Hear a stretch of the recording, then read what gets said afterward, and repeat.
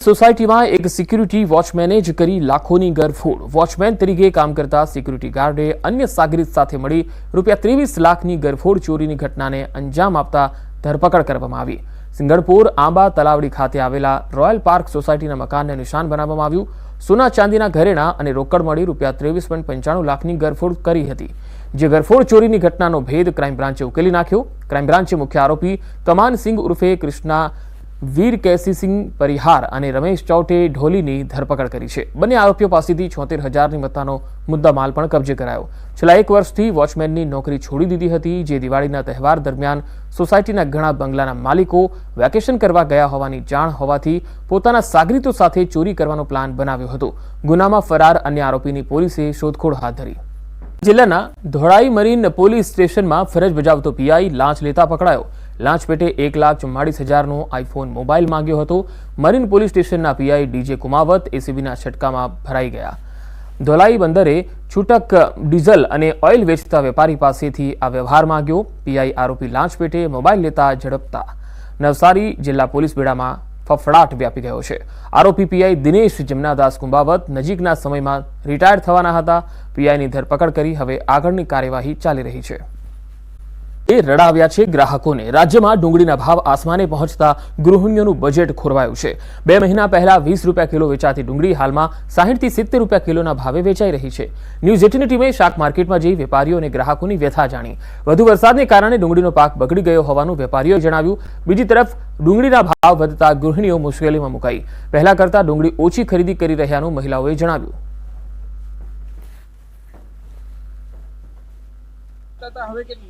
पहला तो अमे किलो 5 किलो लेता था एम अत्यारे पहला तो 10 ની 20 ની કિલો હતી અત્યારે તો 50 70 100 સુધી પહોંચી ગઈ। હું અત્યારે ડુંગળી લેવા આવ્યો હતો હાલમાં। અત્યારે ભાઈ કહે છે ₹60 થી ₹70 કિલો ડુંગળી છે।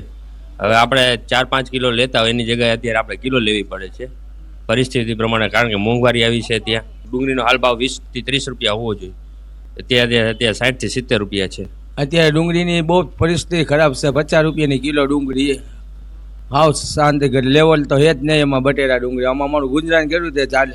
પેલા 10-15 કિલો હતી તો 30-40 દાગીના નીકળી જતા હતા, અત્યારે એક દાગીનો વેચો તો આમ પાણી ટીપા પડી જાય છે। અત્યારે જિલ્લામાં પાછોતરા વરસાદે ખેડૂતોના ચોમાસુ પાક પર પાણી ફેરવી દીધું છે, તેથી ખેડૂતો કાંઠા હૃદયે શિયાળુ પાક માટે ખેતર ખેડવાનું શરૂ કર્યું। પરંતુ ખેડૂતને હંમેશા એક પછી એક મુસીબત આવતી હોય તેમ ખેડૂતને જે પાયાનું ખાતર કહેવાય છે તે ડીએપી ખાતર લેવા સરકારી ખાતરના ડેપોમાં જાય છે। ત્યાં ખાતર હોતું નથી અને ખાતર ડેપોમાંથી 4 થી 5 દિવસ બાદ આવશે એવી તપાસ કરજો એવું કહી દેવાય છે। ખાતર મોડું મળે તો વાવેતર પણ મોડું થશે અને ઉત્પાદન ઓછું મળશે। ખેડૂતને ચારે બાજુથી મુશ્કેલી છે।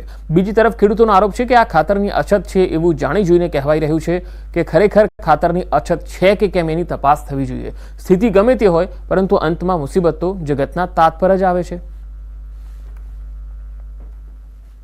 ખેડૂતોને જે અતિવૃષ્ટિના કારણે ચોમાસુ પાક નિષ્ફળ ગયા છે, મગફળી, કપાસ, સોયાબીન જેવા પાકો નિષ્ફળ ગયા છે અને ખેડૂતોને અત્યારે નવું વાવેતર કરવું છે શિયાળુ પાકમાં, તો જમીન અત્યારે ખેડીને તૈયાર છે તો ખેડૂતોને અત્યારે ખાતર ડીએપી કે એનપી એકેય ખાતર મળતું નથી। અને જ્યારે આપણે ડેપોમાં જાય છીએ ત્યારે એમ કહે છે કે તપાસ કરજો, 2 દી કેડે આવશે, આવકમાં છે, ખાતર અત્યારે છે નહીં। 2 દી કેડે પાછા જાય તો કે ખાતર છે નહીં, તપાસ કરજો। હવે ખેડૂતો કામ કરે એનું કે ધક્કા ખાય ખાતર માટે લાઈનમાં ઉભા રહીએ। અમારે તુવેરની અંદર પણ ખાતર નાખી પાણી આપવું છે, નવું વાવેતર ઘઉં વાવવા છે, ચણા વાવવા છે કે ગમે કોઈ પણ વાવેતર કરવું છે, અમને ખાતર નથી। અમે મંડળીએ જાય છીએ તો મંડળીએ જાય તો એમ કે ભાઈ તમે કાલ તપાસ કરજો, પરમદી તપાસ કરજો। અમે રોજ તપાસ કરી। ખાલી ધોરાજી ઉપલેટા નહીં, તમે અત્યારે બધી જગ્યાએ જોઈ લો સરદારના ડેપોમાં ક્યાંય ડીએપી નથી, કારણ કે ઉપર જયારે સપ્લાય જ નથી તો અમે કઈ રીતે તમને આપી શકીએ? આવે એટલે અમે આપશું। અત્યારે જે રીતે મેં તમને કીધું કે થોડા દિવસમાં જયારે કાચો માલ આવે એટલે એની જયારે શિપમેન્ટ લાગે એ પછી સિક્કા પ્લાન્ટ ચાલુ થશે અને એની સપ્લાય જેમ બને જલ્દીથી જલ્દી હું કહીશ કે થાય।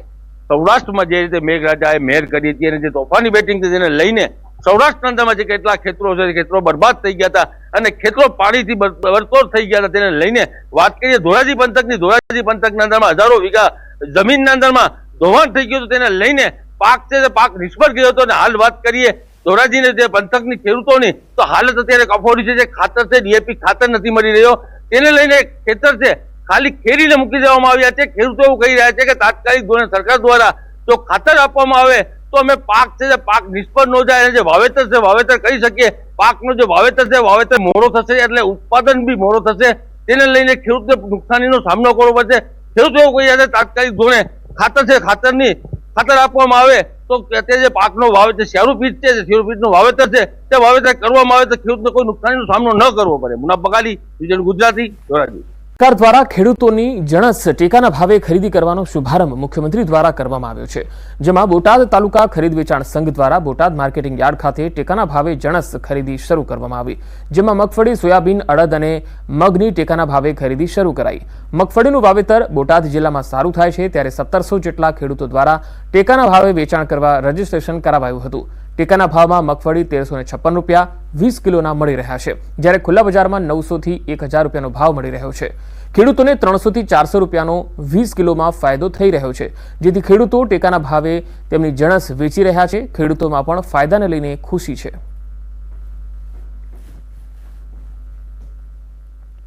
ટેકાના ભાવે ખરીદી શરૂ કરી છે ત્યારે આજે બોટાદ ખાતે બોટાદ માર્કેટિંગ યાર્ડમાં તાલુકા સંઘ બોટાદ દ્વારા બોટાદ તાલુકાના રાણપુર અને બરવાળા તાલુકાના ખેડૂતોની મગફળી ખરીદીના કામગીરીનો શુભારંભ થયો છે. સરકાર દ્વારા 1356 રૂપિયા ભાવ નક્કી કરવામાં આવ્યો છે. હાલે મગફળીની બોટાદ જિલ્લાની અંદર મબલક આવક છે. 1700નું રજીસ્ટ્રેશન થયેલું છે અને 1356 રૂપિયા ભાવ સરકારશ્રીનો મુખ્યમંત્રીને બાંધેલો છે એ પ્રમાણે ખરીદી કરવાની છે. 900ની આસપાસ હોય છે. બજારમાં વેચવા જાવીએ તો 900 થી 1000 રૂપિયા ભાવ છે અને અહીંયા સરકારશ્રીના ભાવ 1356 રૂપિયા આપે છે, એટલે 300-400 રૂપિયાનો ફેર છે. એટલે આ ટેકાના ભાવે વેચવામાં અમને વધારે સરળ પડે છે. ખુલ્લા બજારમાં 900 થી 1000 રૂપિયાનો ભાવ છે.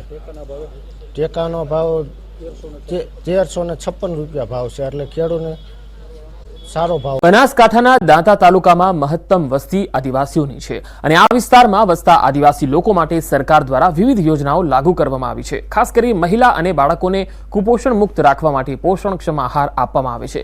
તેમને અપાતી ખાદ્ય સામગ્રીની ગુણવત્તા અંગે તપાસ હાથ ધરવામાં આવી.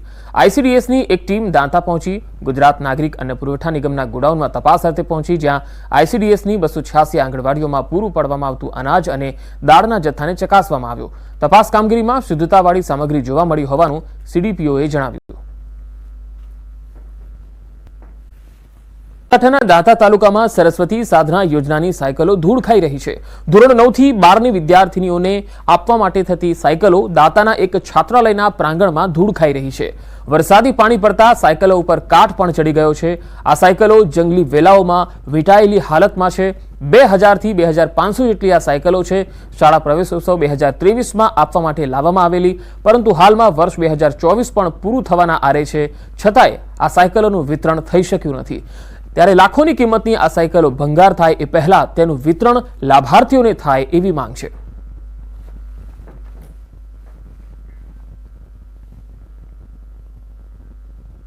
એનાથી તમે સાયકલોની હાલત દેખી શકો છો કે કંડમ જેવી થઈ ગઈ છે, જાળા થઈ ગયા છે, ટાયર બેસી ગયા છે, વેલા ચડી ગયેલા છે સાયકલો ઉપર. અને હજી એ જો બીજા 2-3 મહિના રહેશે તો આ સાયકલો મતલબ લાખો રૂપિયાનું સરકારનું જે ધન છે જેમને આ યોજના પાછળ ખર્ચ્યું છે એ બિલકુલ ઝીરો થઈ જશે, પછી એ કોઈ કામની જ નહીં રહે. આ સાયકલો વિશે જે તે કોન્ટ્રાક્ટરથી વાત થઈ એ મુજબ મેં કીધું કે બધા ગુજરાતમાં બધા જિલ્લાઓમાં સાયકલો અપાઈ ગઈ છે, બનાસકાંઠા એકલું બાકી છે. ચૂંટણીના કારણે સાયકલો હમણાં સ્થગિત કરી દીધી છે, લાંબા સમયથી પડેલી છે. અને આ એક ગુજરાત સરકાર અને કંપનીના હાથી તાલમેલના કારણે આ સાયકલો પડી છે. હાલમાં જે સમાચાર પ્રસિદ્ધ થયેલા છે એમાં જે સાયકલો છે તે સરકાર દ્વારા સ્વીકારેલ નથી અને હાલ એ જ એજન્સી પાસે એ સાયકલોનો હવાલો છે. સરકાર વહેલી તકે આ બાબતે પોઝિટિવ છે અને વહેલામાં વહેલે કન્યાઓને સાયકલ મળે એ બાબતે હકારાત્મક પણ છે. બનાસકાંઠા જિલ્લાનો દાંતા તાલુકો અતિ પછાત વિસ્તાર માનવામાં આવે છે અને આ પછાત વિસ્તારમાં સરસ્વતી સાધના યોજના અંતર્ગત જે બાળાઓ હોય છે ધોરણ 9 અને 10ની તે દૂરથી ચાલીને આવતી હોય છે, તેને ચાલીને ના આવવું પડે ને સરળતા અને સદુપયોગ થઈ શકે તે માટે સરસ્વતી સાધના યોજના હેઠળ જે સાયકલો આપવાની જે વાત છે તે આપણે બતાવી કે સાયકલો જે 1 2 નહીં પણ હજારોની સંખ્યામાં જે સાયકલો જે છે એ સાયકલો ધૂળ ખાધી પડી રહેલી છે ને આ જે છે જે સાયકલો પડી રહેલી છે એના અંદર વેલા ઉગી ગયા છે, ઝાડ ઉગી ગયા છે, કાટ ખાઈ ગયેલી છે. એના ઉપર સાયકલ ઉપર પણ લખેલું છે કે પ્રવેશોત્સવ 2023નું લખેલું છે અને હાલ 24 ચાલી રહ્યો છે, 24 પણ હવે પૂર્ણ થવા આવ્યું છે અને 25 શરૂ થવા જઈ રહ્યું છે. ત્યારે ચોક્કસપણે કહી શકાય છે કે હાલ તબક્કે જે રીતે આ કાટ ખાયેલી સાયકલો જે પડી છે એ જો હજી જો આંબો સમય પડી રહેશે તો સાવ કંડમ થઈ જશે અને સરકારના લાખો રૂપિયાની જે સાયકલો છે એ સાવ કંડમ થઈ જશે અને ધૂળ ખાધી પડી રહેલી સાયકલનો કોઈ ઉપયોગ નહીં થઈ શકે. અને જેના કારણે રહીને એવું પણ માનવામાં આવે છે કે સમાજ કલ્યાણ વિભાગ અને જે કોન્ટ્રાક્ટર છે કોન્ટ્રાક્ટરને તાલમેલ ન હોવાના કારણે આ સાયકલો પડી રહેલા હોવાનું જાણવા મળ્યું છે.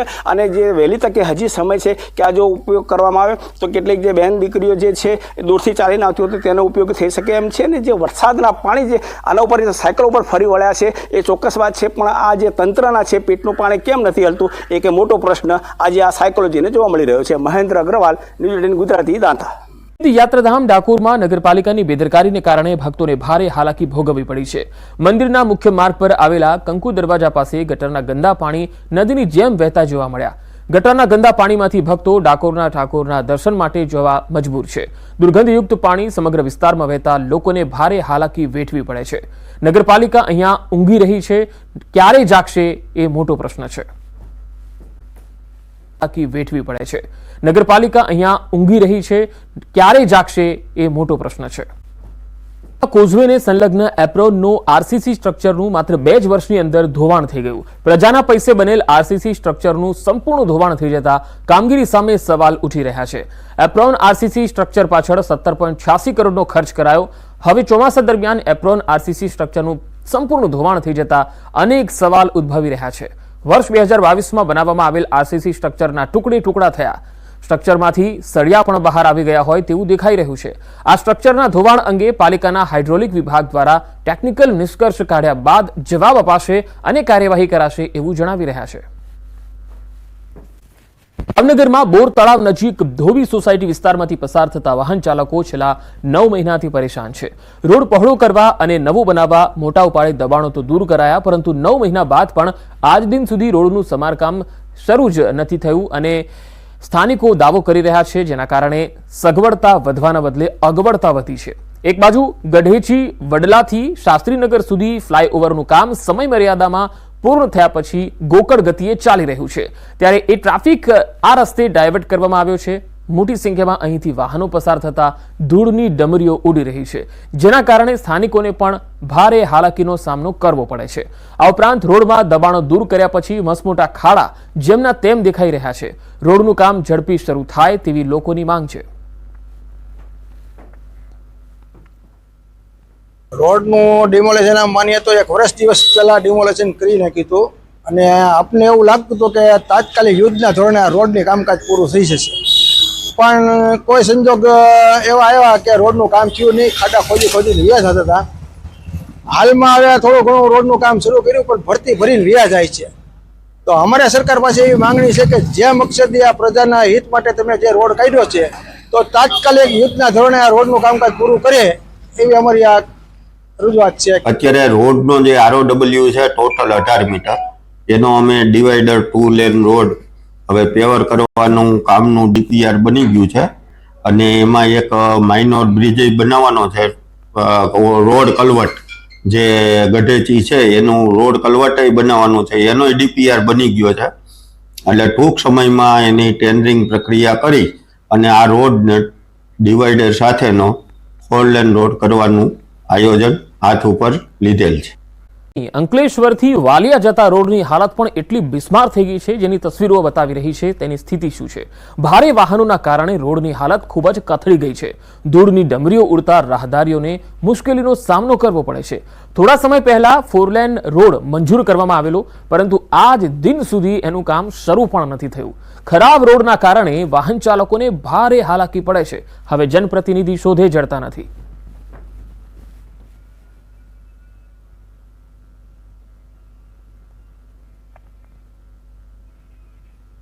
દહેજથી નેત્રંગ સુધીનો રોડ 4 લેન જાહેર કર્યો હતો, પણ આજ દિન સુધી 4 લેનનું કામ તો કોઈ દિવસ થયું જ નથી.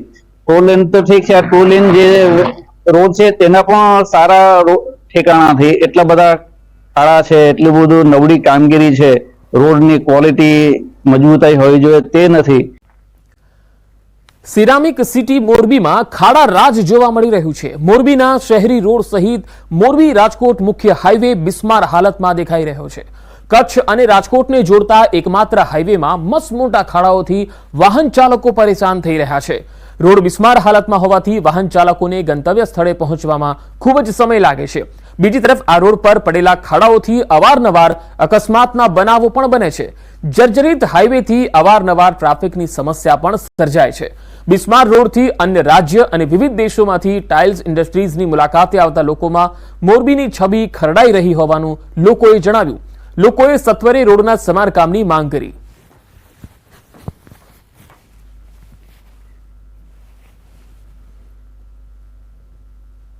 બાયપાસ રોડ રસ્તા તમે ખાડા જોવો. ટાઈમ ટેબલ ઉપર મારે અત્યારે પ્રસંગમાં જવું છે, પણ આપણે 2 કલાક કાયદેસર જવું હોય એના કરતાં 2 કલાક વહેલું નીકળવું પડે. આમાં કાંઠાવાળાને ખરેખર અતિ હેરાનગતિ છે. કાંઈક રસ્તાનું વિચારો. નગરપાલિકાને ખાસ વિનંતી કે આ રસ્તાનું વિચારો. આવડો મોરબી ટેક્સ ભરે છતાં આ હાલત. અહીંયા કને ટ્રાફિકની અડચણ પણ થતી હોય તો કારણ કે આવડું મોટું સિરેમિક નગરી અને આની અંદર જો આવા ખાડા પડી જતા હોય તો તાત્કાલિક ધોરણે રિપેર કરવા આરએમબી વિભાગ કે જે કાંઈ વિભાગની અંદર આવતું હોય તાત્કાલિક ધોરણે એ રોડ રિપેરિંગ કરાવો. એ મોરબીથી રાજકોટ સુધીનો હાઈવે અત્યંત બિસ્માર હાલતમાં છે.